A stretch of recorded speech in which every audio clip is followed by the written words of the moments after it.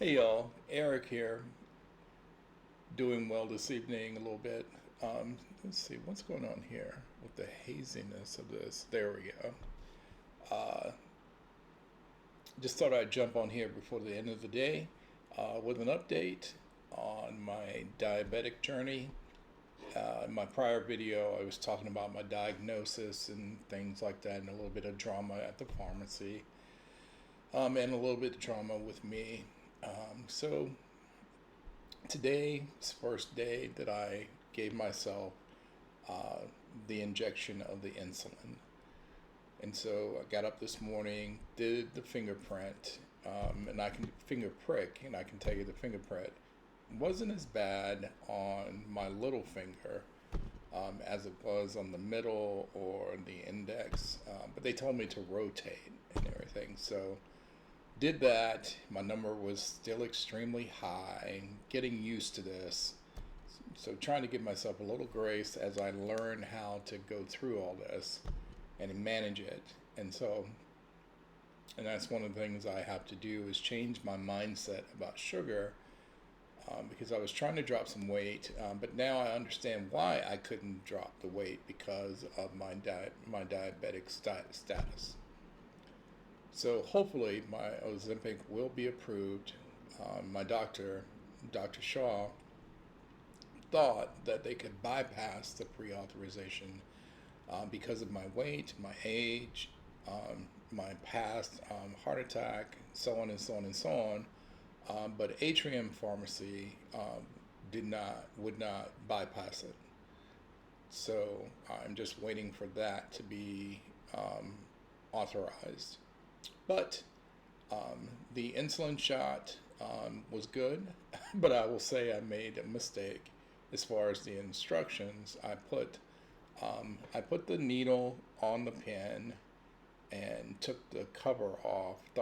I thought I took the cover off of the needle, but there's two things.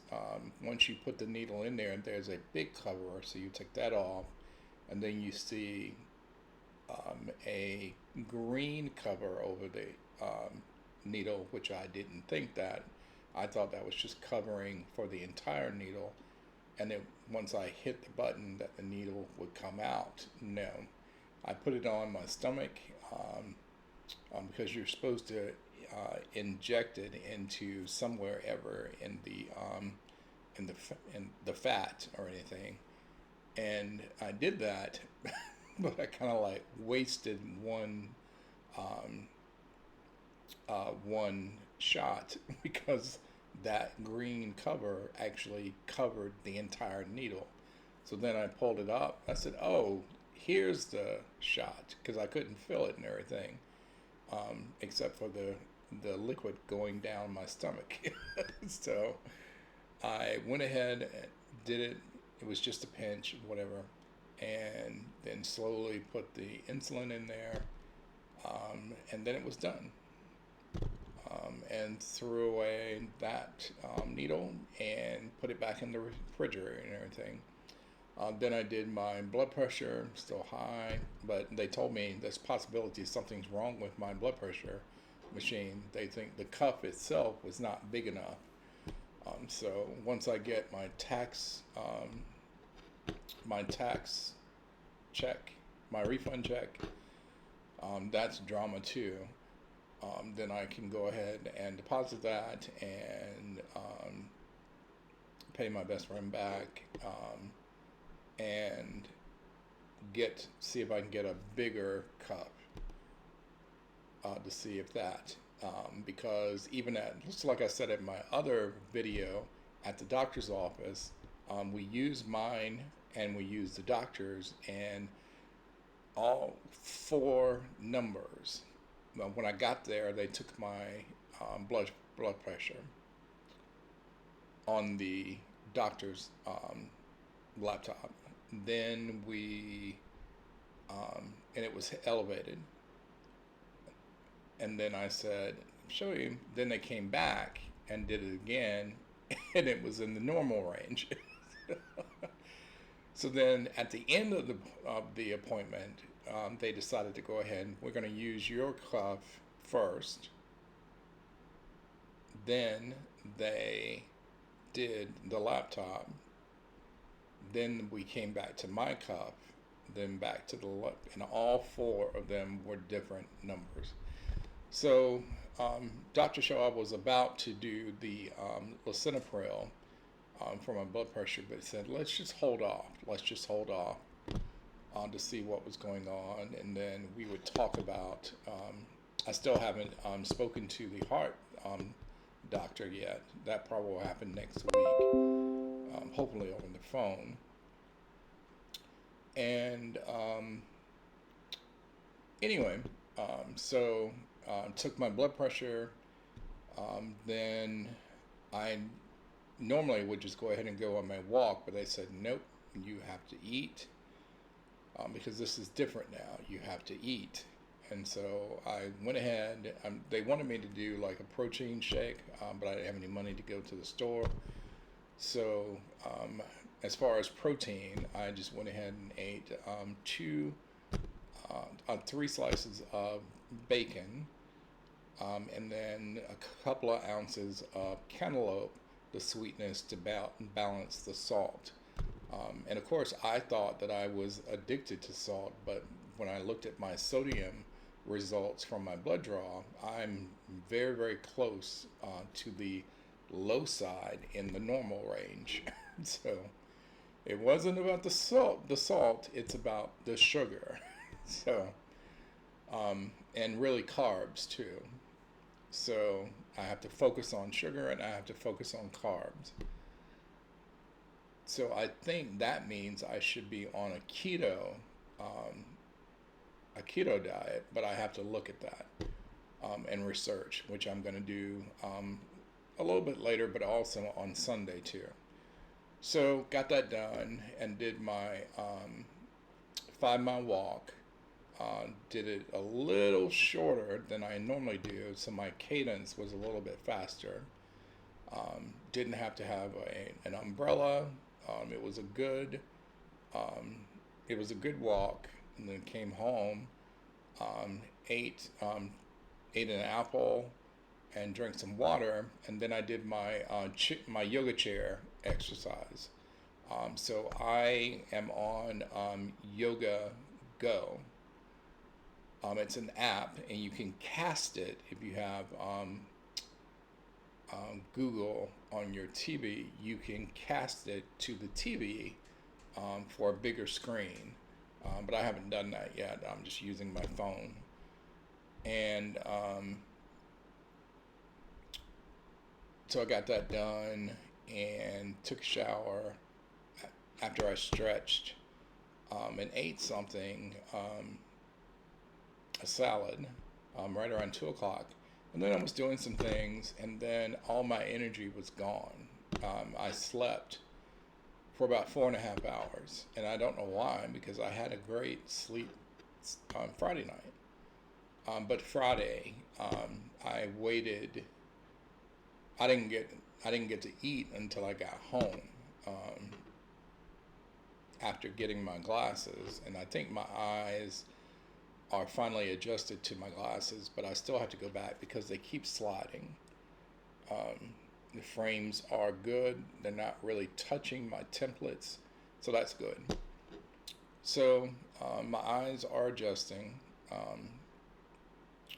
and so that's my journey today. So now I just have to start doing the research about what a diabetic should eat as far as the diet, and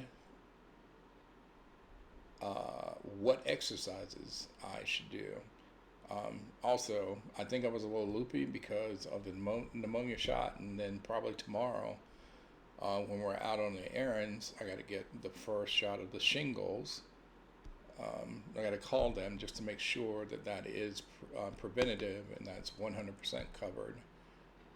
And then whatever money I have left over, then I can get the cholesterol medication, because they're putting me back on the cholesterol medication. And then I'll start that Sunday night, because I have to take that pill before I go to sleep. And then get into the rhythm of the finger the finger prick and the shot,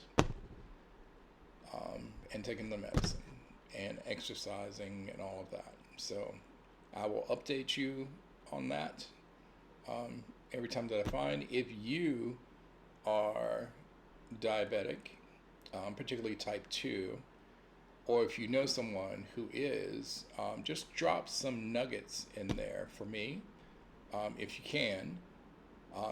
Or if you like this video about this information, just share it, and then maybe someone else can.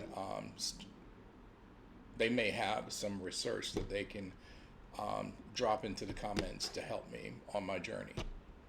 Now, the other thing that I was going to talk about today, that I just saw on the news, on my Facebook feed and on the news, that I was just livid. I don't have a picture yet, but of course at the Pope's funeral, you can't make this up, people. You can't. President Trump went to the funeral, and the Vatican does have a dress code for the funerals, and everybody is supposed to wear black. Every single dignitary. Sorry for the noise. I have my window up because we haven't turned the air conditioning on yet. But it is cool tonight, so I have the fans on and then my window up. Apologies. President Trump, wore not a navy blue suit, not a black suit. He wore a blue suit with a blue tie. And most people were talking about he's approaching 80 years old, and yet he cannot get enough attention. A narcissist much? So I wish I had a picture, but it's all over social media. So if you just look for the Pope's funeral, you'll see that. But the other thing coming out from Rolling Stone was about deportation again. And I have this for you.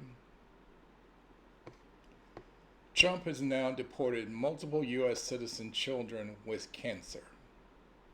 2 families, among them 3 U.S. citizens aged 2, 4, and 7, were abruptly deported under, quote, troubling circumstances, unquote, says the ACLU of Louisiana. So let's just go through here. Sorry, article just locked up on me.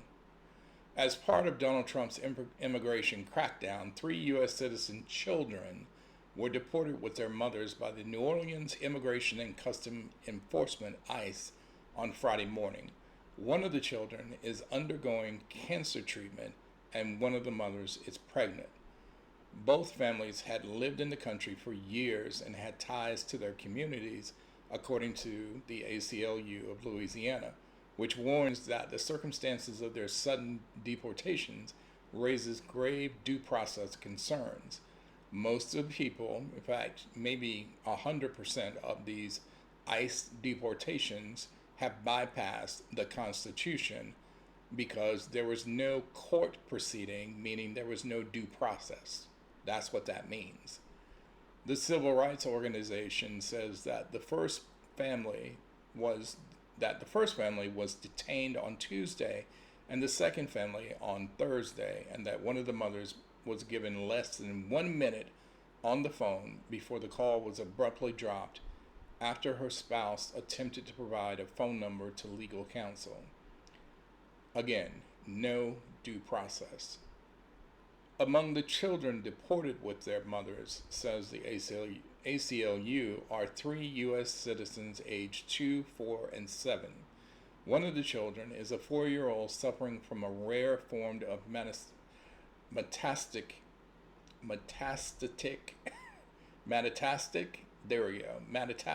cancer, and was deported out of the country without medication or consultation with their treating physicians despite ICE being notified in advance of the child's medical needs. The civil rights organization says that the mother of the 2-year-old is pregnant and was deported without ensuring any continuity of prenatal care or proper medical care. Quote, once again, the government has used deceptive tactics to deny people their rights. These outrageous actions must be condemned. We as a nation are better than this, said Alana Odoms, the executive director of the ACLU of Louisiana. These families deserve better. They must be returned.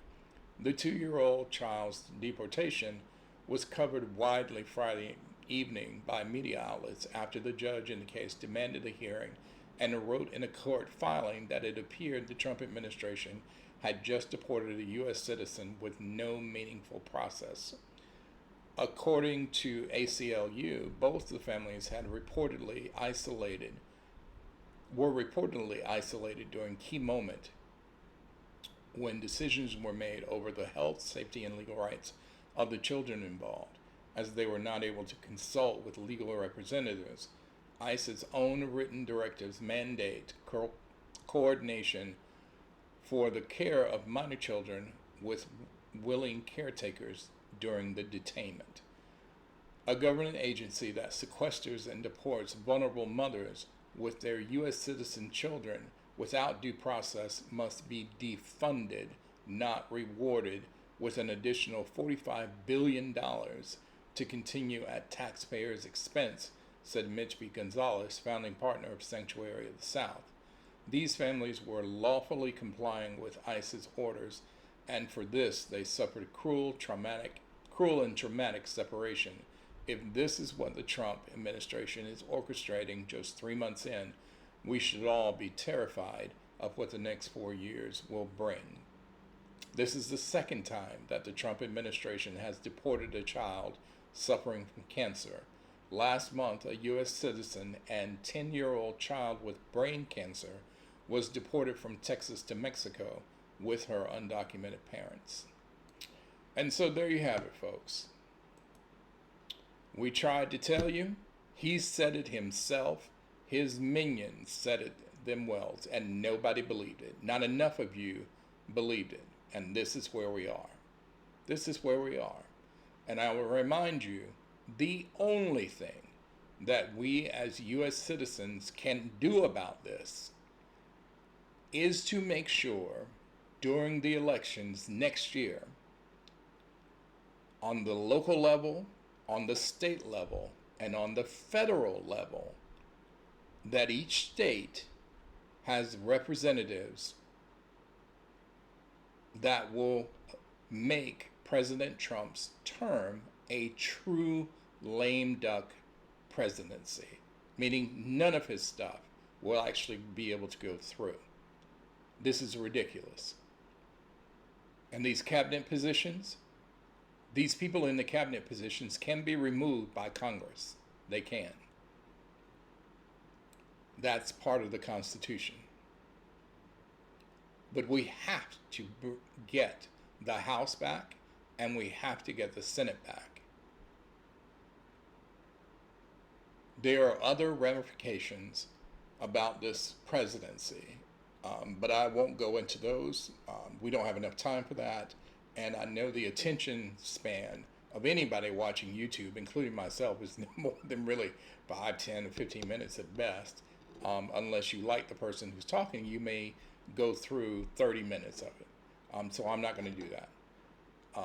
But all you got to do is just look at your news feeds, listen to the news platforms, and just read it for yourself. U.S. citizens are being deported. And you cannot get more unconstitutional than that. We've got people who are U.S. citizens who have done nothing wrong that are being deported, and yet he brought the Tate brothers into the United States to save them from going to jail for sex trafficking, rape, and the misogynistic, the misogynistic beating of women. All you got to do is look up Andrew Tate and look at one of his videos, and he even talks about that. The sexual battery of women and the training of young white men to do that. But I digress. So that's what I have for you today. I'll link this Rolling Stone URL into the description so you can have it for yourself. But also, just like I said, usually in all of my political content videos, elections have consequences. And this president, for his election, this is just one part, one consequence of him being elected president. Okay? And I would appreciate any comments you have regarding my diabetic journey, or even comments about this article that we just put on here. So enjoy the rest of your evening. Have a great Sunday, and I will see you on the next video.